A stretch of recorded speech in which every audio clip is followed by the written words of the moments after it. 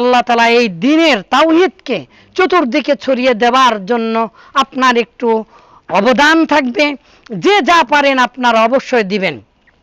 মহানবী সাল্লাল্লাহু আলাইহি ওয়াসাল্লাম বলেছেন, মান বানা লিল্লাহি মাসজিদান বানাল্লাহু লাহু বাইতান ফিল জান্নাহ।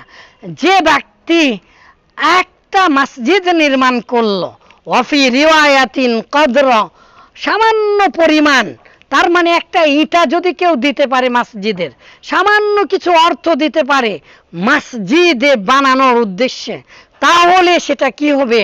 মহান আল্লাহ তাআলা নিজে বানাল্লাহু লাহু বাইতান ফিল জান্নাহ, আল্লাহ তাআলা জান্নাতে তার জন্য ঘর বানান। সুবহানাল্লাহ বিহামদি, সুবহানাল্লাহিল আযীম। সম্মানিত দিনী ভাই, তাই আর কথা না বাড়িয়ে চলে আসুন, যে যা পারেন দেন। এটা শুধু মসজিদও নয়, এখানে পাঠাগার, এখান থেকে ছড়িয়ে পড়েছে জ্ঞান, আলহামদুলিল্লাহ। এখানে একটা শিক্ষা কেন্দ্র